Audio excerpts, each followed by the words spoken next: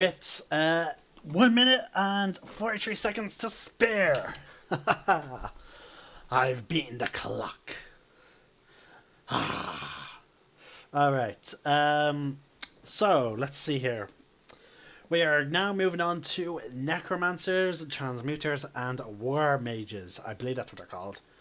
But let's start off with my favourite class, folks. This is by far my favourite. I love playing a necromancer because and also, just recently, apparently, on Sage Advice, someone apparently asked a question, or was asked by one of the authors of the Player's Handbook and people that work at Wizard of the Coast, is necromancy evil? And they said no. I was like, what? Necromancy's not evil? Ah! But yeah, it's really brilliant that it's no longer that it has that taboo. Now, mind you, though, it's still considered bad. People still don't like it if you obviously animate the bodies of their loved ones. So again, it's a bit iffy and all that. Now, folks, I'm after refreshing the page on my Twitch to make sure that, like, to see if we do have viewers and whatnot. So if you have showed up recently and do not have a Discord link to the server or a link to my YouTube channel where all these videos will be uploaded and you'll find past videos, please let me know if you need a link. Actually, no, to save trouble, people have to ask. I'll re-invite everyone. There we go. Copy.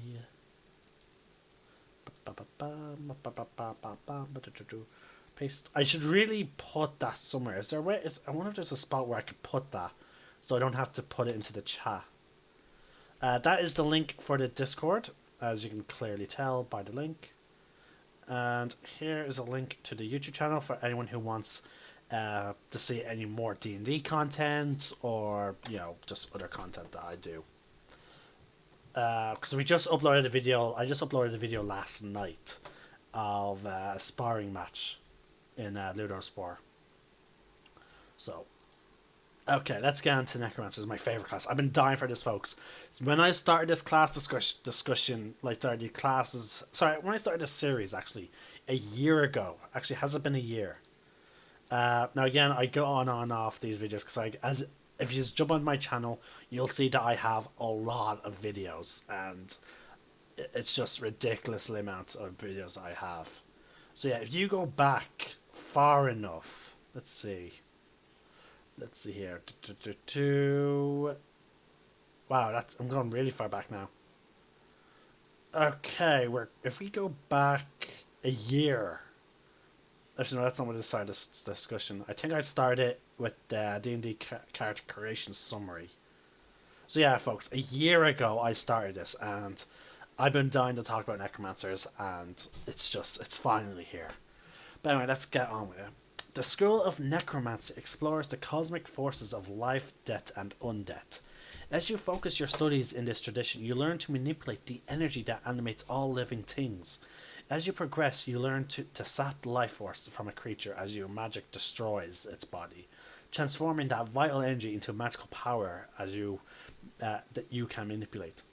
Most people see necromancers as menacing or even villainous due to their close association with death.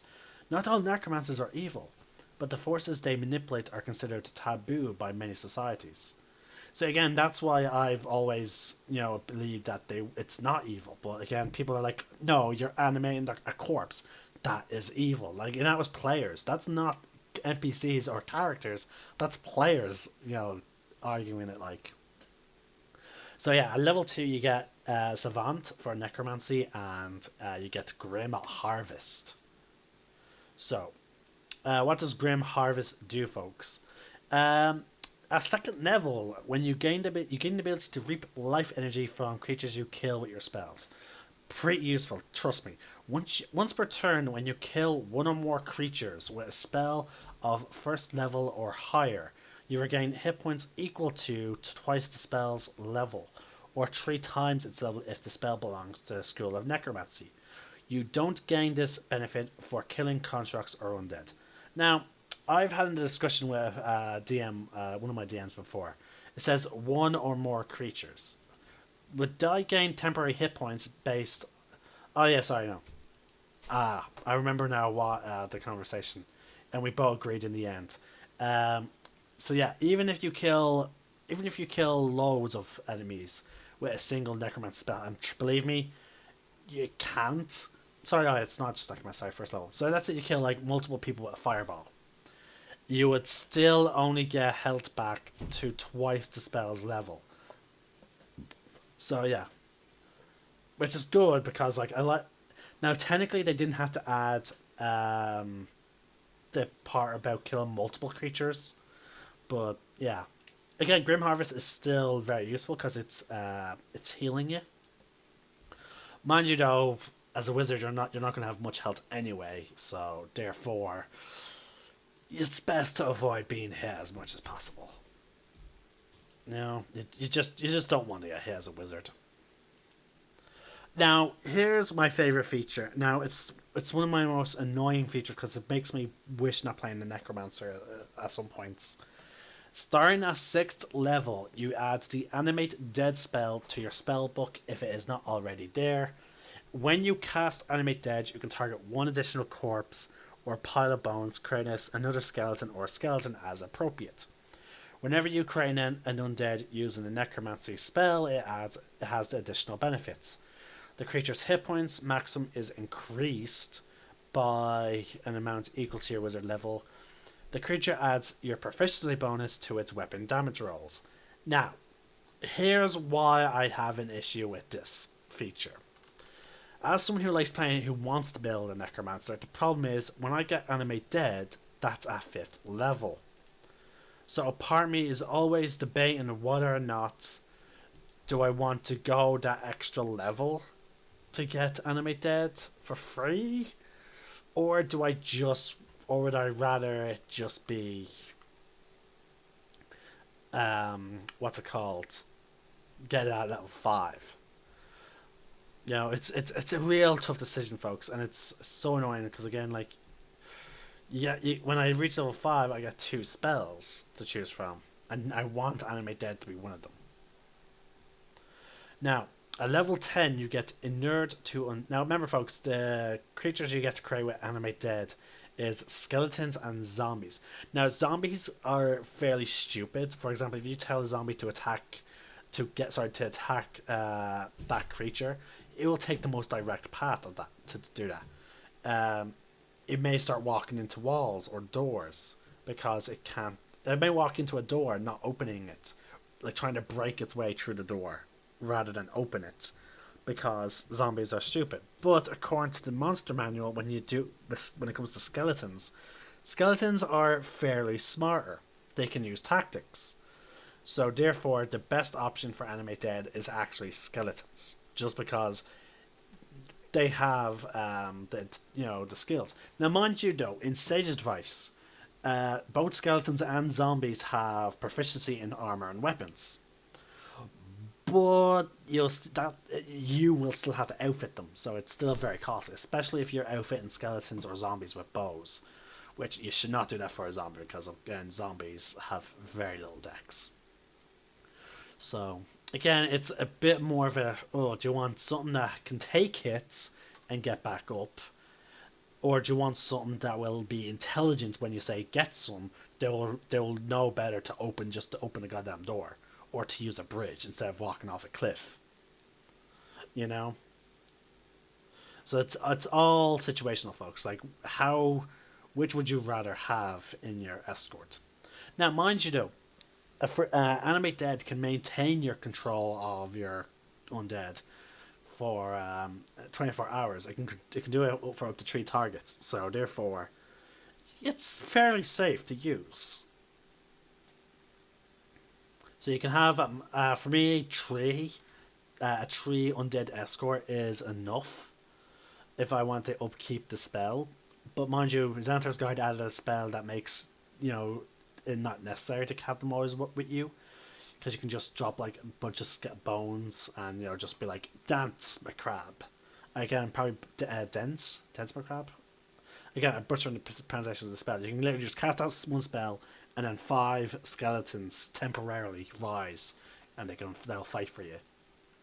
So again, it's do I want them to be following me, or like pull, like basically just like carry the bones with me?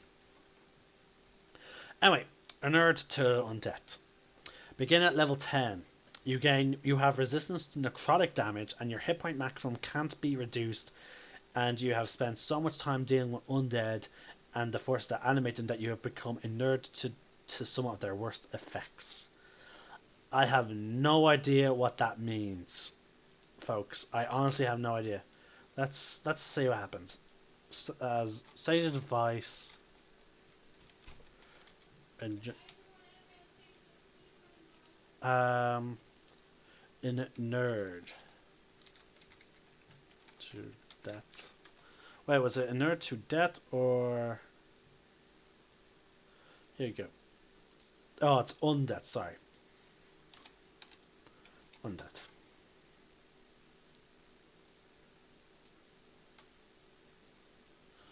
There we go. Oh, someone even raised the question: what happens if you're playing Tomb of Annihilation? So, what am I confused about? This is where states you become near to some of their worst effects. What does that mean? Does it mean it has stats as you gain mentioned in the previous section at the under death? It happens. The second sentence is simply a description of the justification of the first sentence. The only effects are the ones described: resistance, alcohol, can be into maximum. The case of the source of your confusion nerd just means accustomed to, so it doesn't mean anything. Also, you wanted your character's appearance. Okay.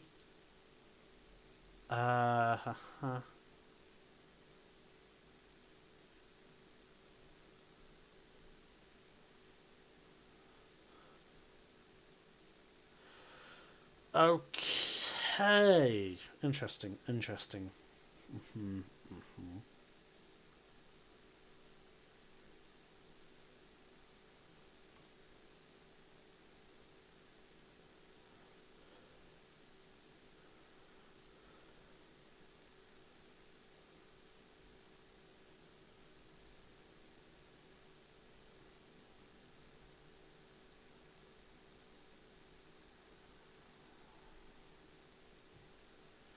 Okay. Right. Okay, folks. I finally got a clarification of the one of the bits in when it comes to the necromancer, the inured to death. The it's just a flavor text. All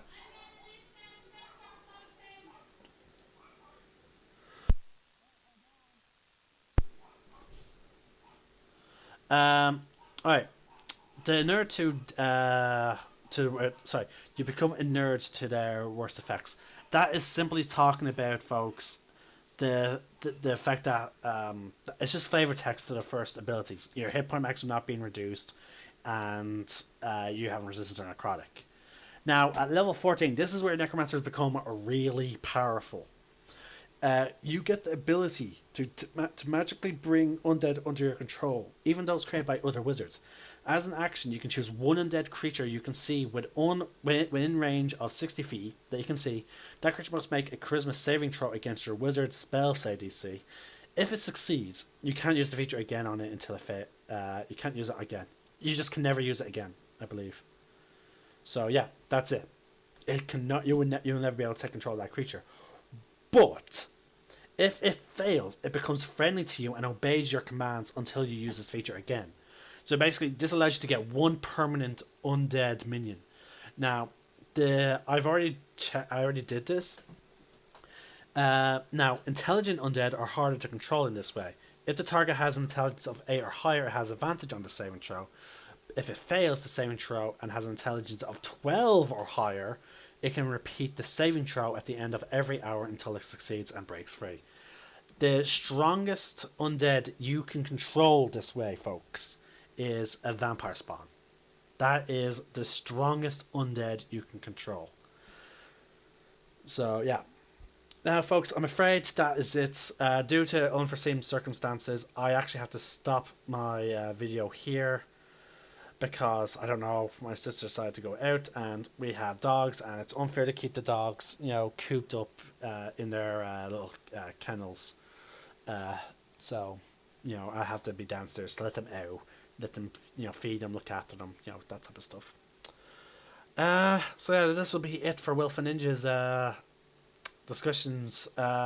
We still have two more classes of Wizard to talk about, folks. I was hoping to get them all done today. Sadly, it doesn't seem to be the case, so I'll get them done next time. Wilf and in a three-part video. This is Wilf and Ninja. Sign out. May the force be with you, and remember, roll for initiative.